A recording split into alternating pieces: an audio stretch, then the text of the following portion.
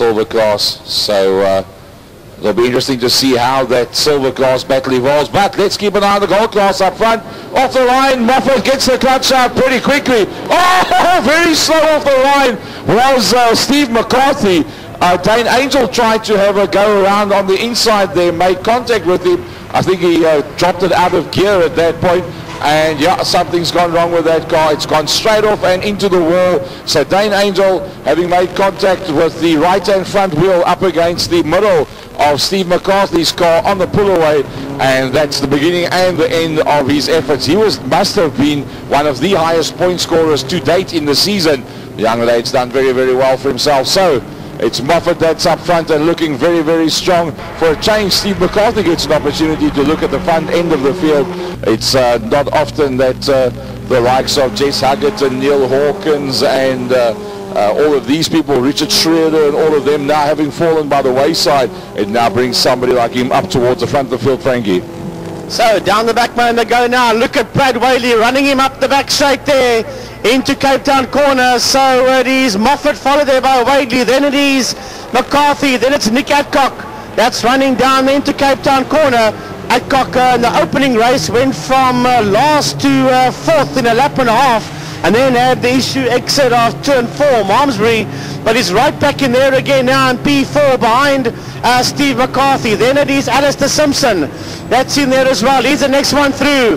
Then behind Alistair Simpson we've got Tim Kutsia, and on the outside of Tim Kutsia it's Ernie Steer as they run it down there into Westbank corner. Behind them it is ex-Carter Jared Evans, behind Evans ex-Carter James Ryan, then it's Mark Hope, and behind Mark Hope we have got Mark Miller that's making his way through as well. Well, George Williams at the back of the field not having a good day according to his standards, but through the kink they go now, and Whaley's all over the back end there of the Andrew Moffat machine as they run it down into row sweep. Under braking, closing up. Whaley goes up on the inside.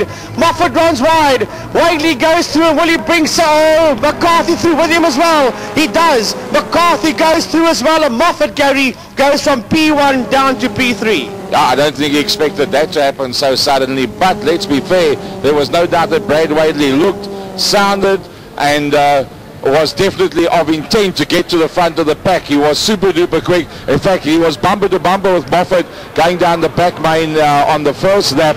It almost looked like he wanted to give Moffat a push along that they could break the toe of Steve McCarthy. He tried that up the front main as well. Obviously thought, nah, McCarthy's too quick for this. It's not gonna work. Ducked around the outside, and that's it. So he's got to the front, but McCarthy's come through as well. So Moffat now coming under quite a bit of attention there from Dick Adcock. Adcock goes to the inside. Oh, Moffat tries to close the line, but luckily they weren't overlapping one another. So Adcock pretty much the man on the move as he comes out of turn 1 very, very nicely. He's got a good turn of speed up into Bear Straight. Which way will he go now? Into engine corner. They're very late on the brakes. I don't know how they're going to make it through there. Both of them managed to hold on to the inside line, so they haven't given up the fight to try and hold on to the back of McCarthy and Whaley. They must just not slow one another down, because that will allow the front two to get away. And if Brad Whaley gets away, Steve McCarthy stays in his toe, nobody's going to catch that. Well, George Williams has pulled into the scrutineering bay. He's out there in car number 17, but the leaders are now making their way now out of Malmesbury Sweep. Down the back straight they go now. It is Brad Whaley, it's Steve McCarthy, it's Andrew Moffat and Nick Adcock. Down the back straight they go now. Will Adcock have a go upon the inside? Yes, he does. He shoves it up on the inside there of Moffat. Under braking, Moffat's got no defense for Adcock. Adcock goes to second and McCarthy hits the lead. Well, for how long? That's side-by-side action. Whaley's back at him again. Whaley's nose is ahead of him as they exit the kink and run it down across the line. But Steve McCarthy, to my knowledge, has never won a supercar race before. This is a golden opportunity for Steve McCarthy to get a race win here. McCarthy is sitting on the inside, but he gets bombarded there by Brad Whaley. Adcock had a go as well, but McCarthy covered the line, and that's brought Moffat back into play again as Adcock sits on the outside of McCarthy, but he must be careful though not to leave the door open for Andrew Moffat. The last meeting around about where they are now made a statement. My statement was, this is a brilliant dice. I hope it's not going to turn to tears. They entered turn 3 and it was mayhem and chaos. Let's hope that this one doesn't turn to tears, because all 4 of them are undoubtedly in a chance for a win. Now you think that Adcock is actually a bronze class car, and he's lying there in 3rd position, and Nick caught up pretty quickly, as you said, from the back of the pack up to 4th in the previous race, and now he's got himself up into 3rd. There's no doubt that that would be one hell of a turnout for the books.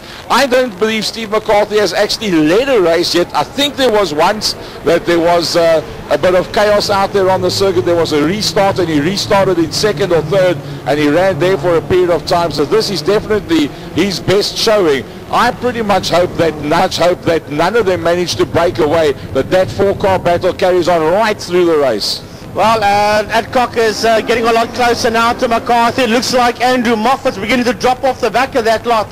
He's hanging on for dear life there. Then behind them, Ernie Steer is in P5, and he's getting a lot closer now to that battle as well. Behind him it's Alistair Simpson, and behind Simpson going there into Westbank corner, we've got Tim Coetzee, followed there by Jared Evans, James Ryan, Mark Hope and Mark Miller. But the leading group is now making its way out of Engine corner and running through the kink now. There's a lovely dice going into Engine corner as well. That's Tim Coetzee, then the 2 ex-carters, James Ryan, or should I say Jared Evans, then James Ryan, and Mark Hope's going to hook up with that pack as well.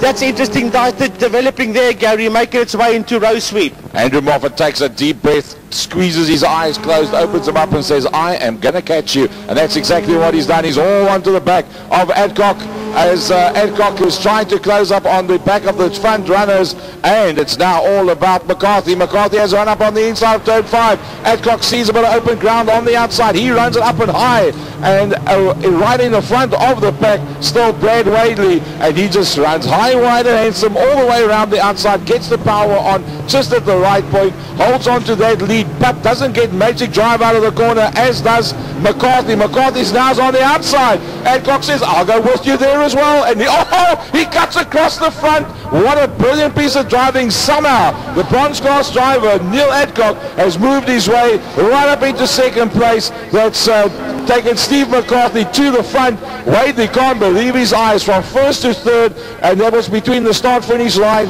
and the apex of turn 1. Well, great driving there by Nick Adcock. You can see Moffat's trying hard to keep up with that threesome there.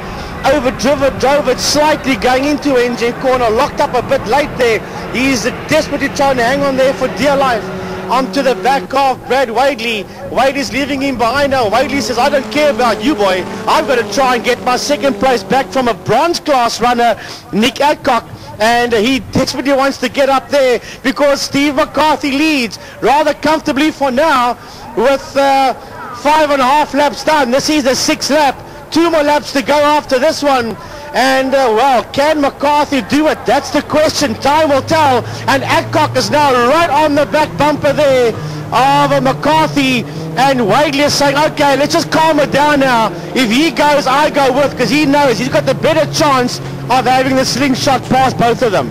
Adcock's definitely closer now than what he was. He brings Brad Wadley with now. Adcock is normally very good under the brakes for all into turn 2.